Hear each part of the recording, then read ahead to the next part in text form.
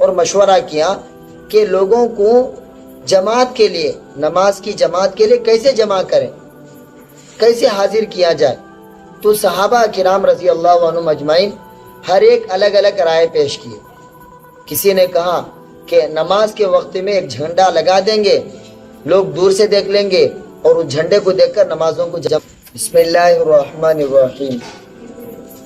سو گیا یا بھول گیا، نماز پڑھے بغیر سو گیا یا نماز کو بھول گیا، تو ایسے صورت میں آدمی کیا کرنا چاہیے؟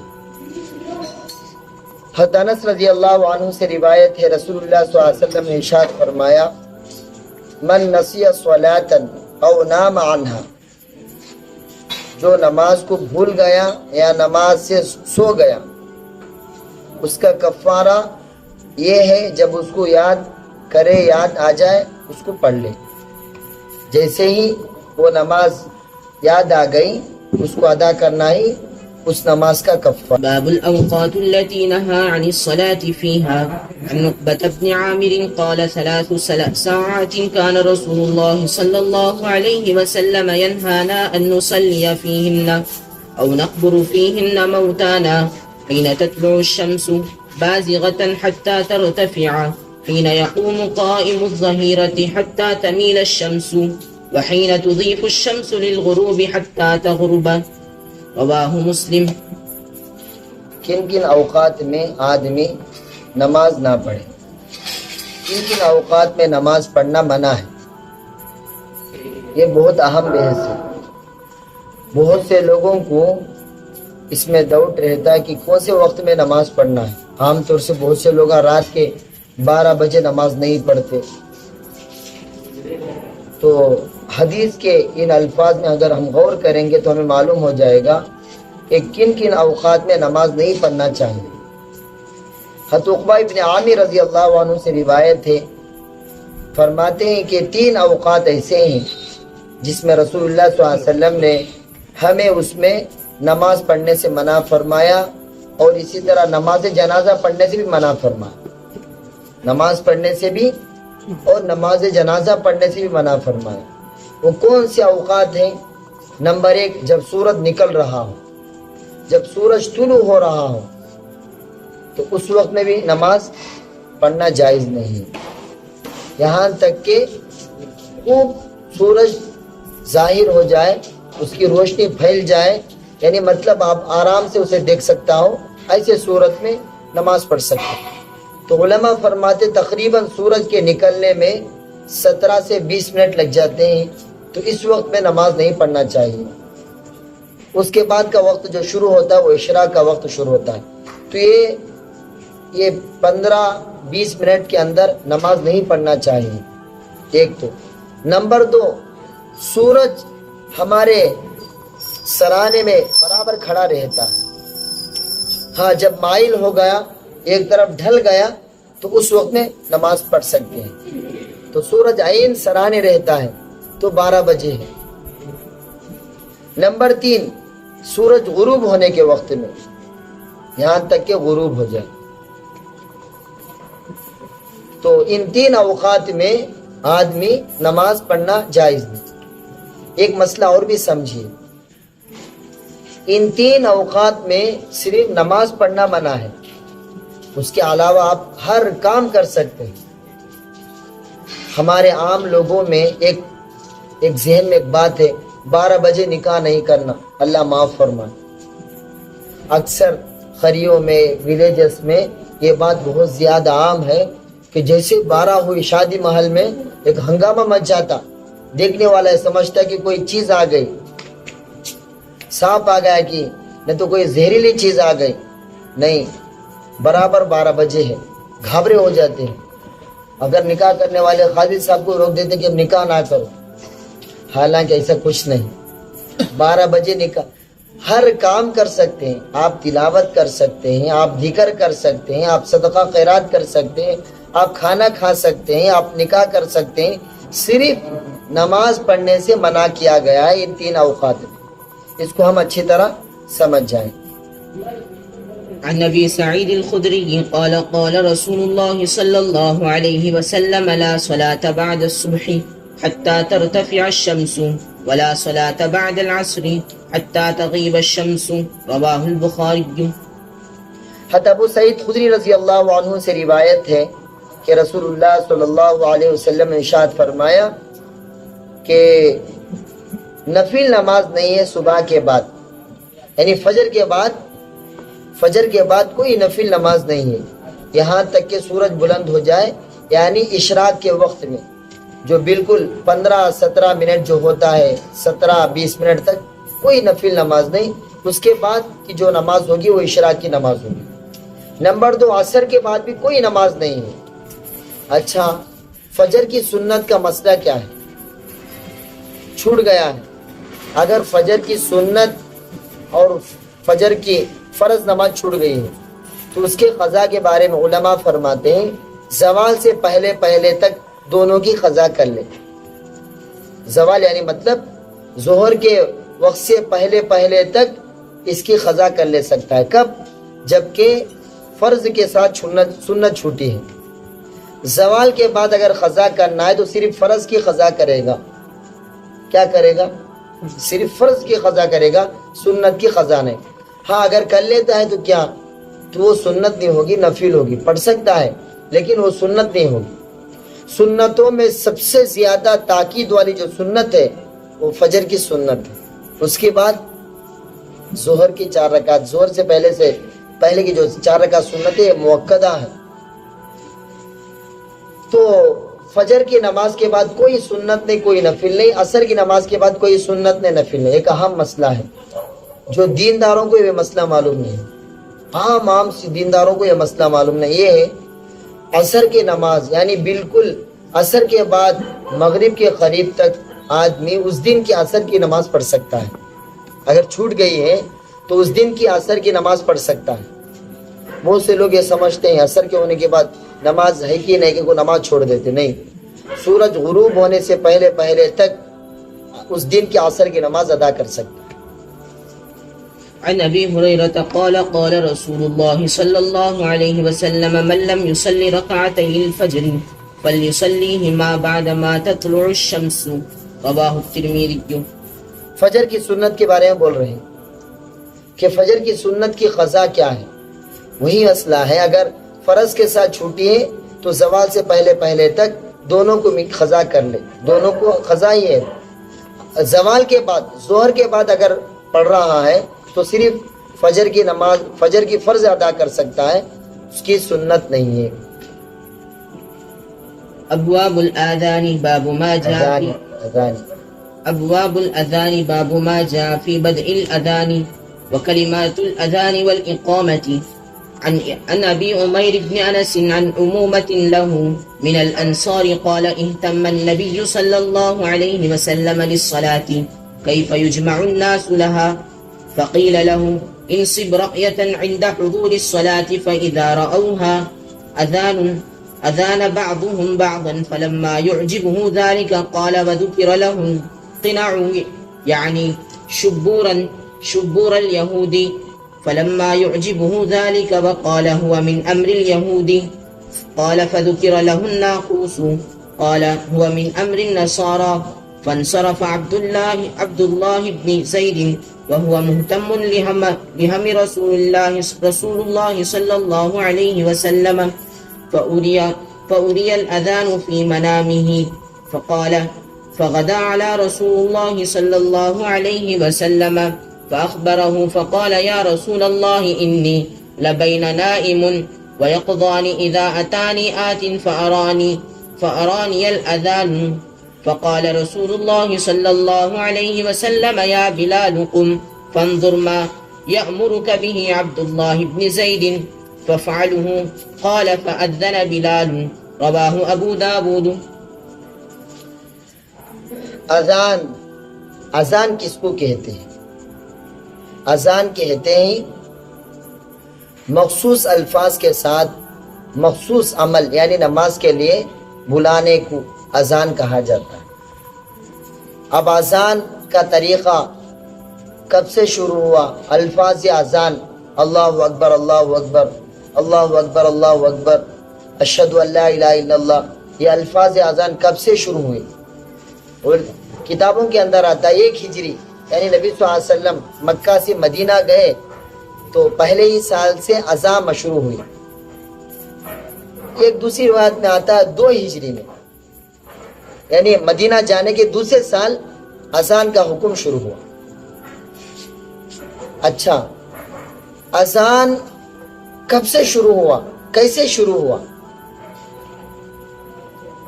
اب لوگوں کو نماز کو کیسے بلایا جائے، پہلا مسئلہ تو ابھی صحابہ کے ذہنوں میں یا عام مجمع میں اذان کا طریقہ نہیں تھا، الفاظ اذان ان کے ذہنوں میں نہیں تھے۔ جیسے اب اس وقت میں اذان جو ہو رہی ہے، اللہ اکبر اللہ اکبر اللہ اکبر اللہ اکبر اشہد ان لا الہ الا اللہ، ایسے الفاظ اذان صحابہ کے ذہنوں میں نہیں تھا، اس زمانے میں کسی کو معلوم نہیں۔ آپ صلی اللہ علیہ وسلم صحابہ کو جمع فرمایا اور مشورہ کیا کہ لوگوں کو جماعت کے لیے، نماز کی جماعت کے لیے کیسے جمع کریں، کیسے حاضر کیا جائے۔ تو صحابہ کرام رضی اللہ عنہم اجمعین ہر ایک الگ الگ رائے پیش کی۔ کسی نے کہا کہ نماز کے وقت میں ایک جھنڈا لگا دیں گے، لوگ دور سے دیکھ لیں گے اور اس جھنڈے کو دیکھ کر نماز میں جمع ہو جائیں گے۔ بعضوں نے کہا سنگ بجائیں گے، پھونکیں گے، جیسے غیروں کا طریقہ تھا پھونکنے کا۔ بعضوں نے کہا ناقوس بجائیں گے، لکڑیاں ماریں گے۔ تو سنگ جو بجانے کا حکم یہ یہودیوں کا اور ناقوس کا حکم نصارہ کا۔ آپ صلی اللہ علیہ وسلم نے فرمایا یہ غیروں کا طریقہ ہے، آپ نے اس کو پسند نہیں کیا۔ اب نبی صلی اللہ علیہ وسلم کو بہت زیادہ فکر تھی۔ ایک صحابی ہیں حضرت عبداللہ بن زید بن عبد ربی، ایک کچھ زیادہ متفکر ہو گئے، فکر مند ہو گئے کہ آقا صلی اللہ علیہ وسلم بہت زیادہ فکر مند ہے، تو یہ اس کا بہت زیادہ اثر لے، بہت زیادہ فکر مند ہو گئے۔ جب گئے رات کو سو گئے تو سونے کے بعد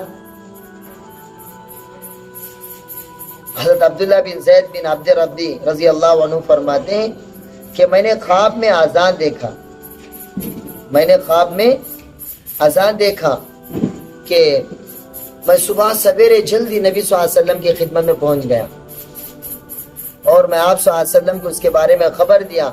تو آپ صلی اللہ علیہ وسلم نے فرمایا، میں نے کہا یا رسول اللہ میں نیند اور بیداری کی حالت میں تھا، میں نیند اور بیداری یعنی جاگنے کی حالت میں تھا، تو میرے پاس ایک آنے والے نے آیا اور مجھے اس نے اذان دکھایا، پڑھ کر سنایا، جو اس وقت میں جو سنت طریقہ ہے۔ آپ صلی اللہ علیہ وسلم نے فرمایا بلال کھڑے ہو جاؤ، یہ جو کہیں گے وہ الفاظ کو دہراؤ۔ فانظر ماذا یأمرک به عبداللہ بن زید ففعلہ قال فأذن بلال۔ اب یہ جو حکم کرتے جو پڑھتے تھے اسی طرح بلال رضی اللہ عنہ بھی پڑھتے تھے۔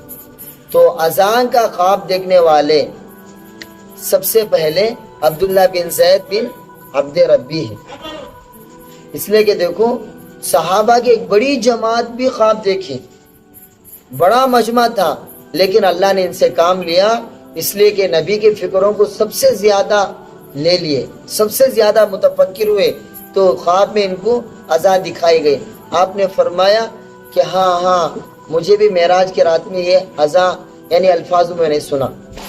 تو آپ صلی اللہ علیہ وسلم یہ الفاظ تو سنے تھے، آپ صلی اللہ علیہ وسلم تو یہ الفاظ سنے تھے، لیکن یہ نماز کے لیے کو آپ صلی اللہ علیہ وسلم کا بھی اطلاع نہیں۔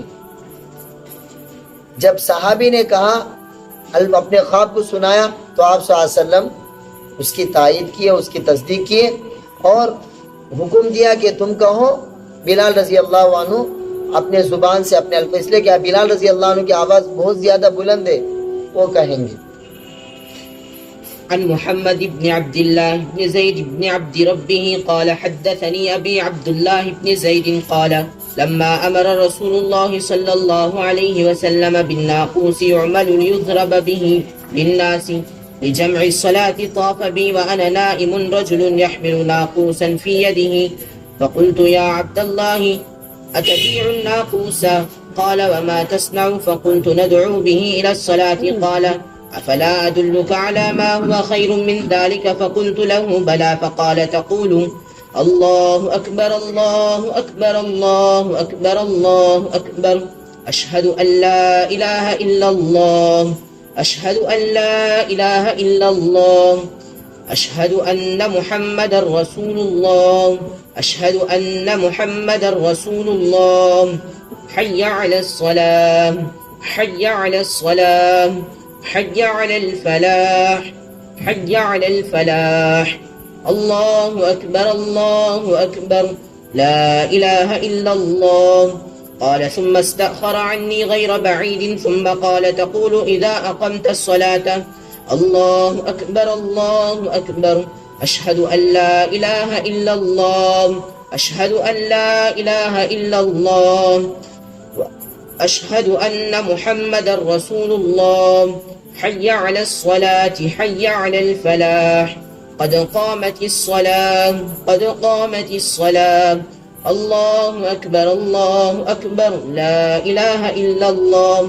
فلما أصبحت أتيت رسول الله صلى الله عليه وسلم فأخبرته بما رأيت، فقال إنها لرؤيا حق إن شاء الله، فقم مع بلال فألق عليه ما رأيت فليؤذن به فإنه أندى صوتا منك.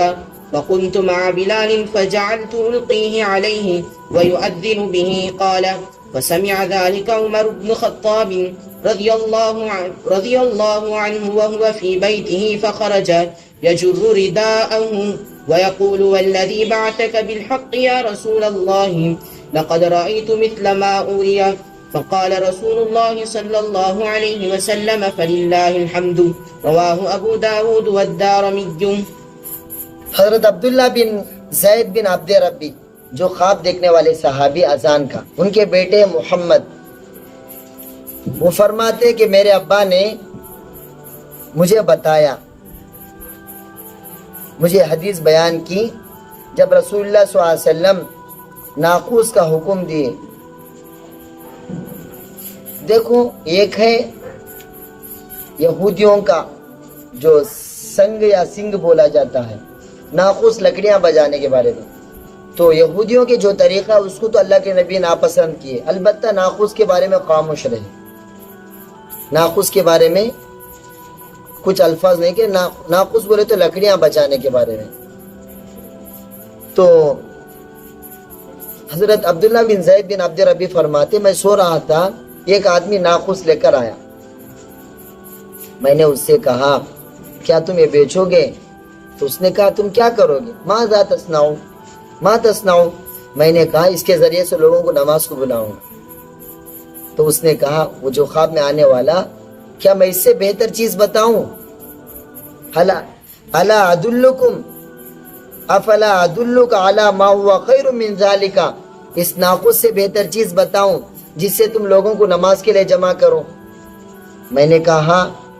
تو اس نے اذان کے الفاظ کہے، اللہ اکبر اللہ اکبر اللہ اکبر اللہ اکبر، اشہد ان لا الہ الا اللہ، اشہد ان لا الہ الا اللہ، اشہد ان محمد رسول اللہ، اشہد ان محمد رسول اللہ، حی علی الصلاح، حی علی الصلاح، حی علی الفلاح، حی علی الفلاح، اللہ اکبر اللہ اکبر، لا الہ الا اللہ. پھر وہ تھوڑی دیر مجھ سے دور رہا، تھوڑا تاخیر کیا، مجھ سے تھوڑا دوری اختیار کیا. پھر کہا جب تم نماز کے لیے کہو کھڑو تو اللہ اکبر اللہ اکبر، اشہد ان لا الہ الا اللہ، اشہد ان محمد رسول اللہ، حی علی الصلاح، حی علی الفلاح، قد قامت الصلاح، قد قامت الصلاح، اللہ اکبر اللہ اکبر، لا الہ الا اللہ. جب صبح ہوئی تو میں نبی صلی اللہ علیہ وسلم کے پاس آیا. میں نے نبی صلی اللہ علیہ وسلم کو اس کی خبر دی جو میں نے رات میں خواب میں دیکھا. آپ صلی اللہ علیہ وسلم نے فرمایا ہے یہ رؤیا حق ہے، یعنی یہ خواب سچ ہے. انشاءاللہ کھڑو بلال کے ساتھ، تم کہو اور بلال اسی الفاظ کو دہرائیں گے. چنانچہ میں کہتا رہا، بلال وہ الفاظ کو دہراتے تھے، وہ الفاظ کو لگاتے تھے، کہتے تھے. جیسے عمر رضی اللہ عنہ گھر میں تھے، یہ آواز ان کے کان میں پڑتی ہی فسمع ذلك عمر بن الخطاب بس وہ اپنے چادر کو گچیڑتے ہوئے آئے نبی صلی اللہ علیہ وسلم کے پاس اور کہنے لگے اس ذات کی قسم یا رسول اللہ جس نے آپ کو حق دے کر بھیجا، میں نے ایسا ہی خواب دیکھا جو خواب عبداللہ بن زید بن عبد ربی دیکھا۔ رسول اللہ صلی اللہ علیہ وسلم نے فرمایا فَلِلَّهِ الْحَمْدُ، اللہ ہی کے لیے ساری تعریف ہے، سبحان اللہ۔ تو روایتوں کے اندر آتا ہے اسی رات 11 صحابہ ایک خواب کو دیکھے، جو خواب عبداللہ بن زید بن عبد ربی دیکھے وہی خواب 11 صحابہ دیکھے، جس میں عمر بن خطاب رضی اللہ عنہ نے بھی دیکھا۔ عن عبد الرحمن ایک روایت ہے پر جی عن عبد الرحمن بن أبي ليلى قال حدثنا أصحاب محمد صلى الله عليه وسلم إن عبد الله بن زيد الأنصاري جاء إلى النبي صلى الله عليه وسلم فقال يا رسول الله رأيت في المنام كان رجلا قام وعليه بردان أخضران فقام على حائط فأذن مثنى مثنى وقام مثنى مثنى رواه ابن أبي شيبة۔ دیکھو جیسے ابھی اوپر الفاظ اقامت کے الفاظ میں ایک مرتبہ آیا، نبی صلی اللہ علیہ وسلم سے ایک اور روایت ہے جس میں آتا جس طرح اذان کے الفاظ 2 مرتبہ پڑھنی چاہیے، اقامت بھی 2 مرتبہ پڑھنی چاہیے، اس روایت میں آتا ہے۔ اور ایک بات میں آپ کو بولتا ہوں، کیا صحابہ کا خواب بھی ہمارے لیے دلیل ہے کیا؟ دوستو بات یہ ہے آپ صلی اللہ علیہ وسلم معراج کے رات ہی میں اذان کو سن لیا تھا، اس لیے اللہ کے نبی صلی اللہ علیہ وسلم فرمایا رؤیا حق ہے، یہ سچا خواب ہے۔ تو اس سے ہمیں ایک بات آتی ہے کہ نبی صلی اللہ علیہ وسلم ہی کے ذریعے سے ثابت ہے یہ اذان اور اذان کے الفاظ۔ ایک بات۔ نمبر 2 بات، میں اذان میں عام طور سے ایک بہت بڑا مجمع حی علی الصلاۃ، حی علی الفلاح، حی علی الصلاۃ، حی علی الصلاۃ، حی علی الفلاح، حی علی، دیکھو قد قامت الصلاۃ، قد قامت الصلاۃ، یعنی تا کو ظاہر کرتے ہیں، حی علی الصلاۃ میں قد قامت الصلاۃ۔ اس میں نحو کا قاعدہ یہ ہے، ہمارے استاد حضرت علامہ مولانا محمد ویر صاحب رشاد دامت برکاتہ نحو کا ایک قاعدہ بولے تھے کہ دیکھو اس کے اندر حی علی الصلاح میں وہاں ٹھہرانا ہے، حی علی الصلاح ہا کی آواز آنا ہوا ٹھہرانا ہے، حی علی الصلاۃ ہی نہیں۔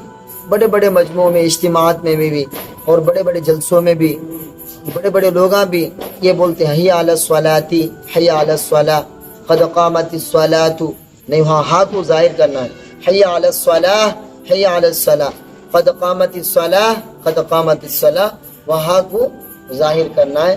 اللہ تعالی ہم سب کو عمل کی توفیق عطا فرمائے، ہمیں بھی نبی کے فکروں میں اللہ ہمیں بھی حصہ لینے کی توفیق عطا فرمائے۔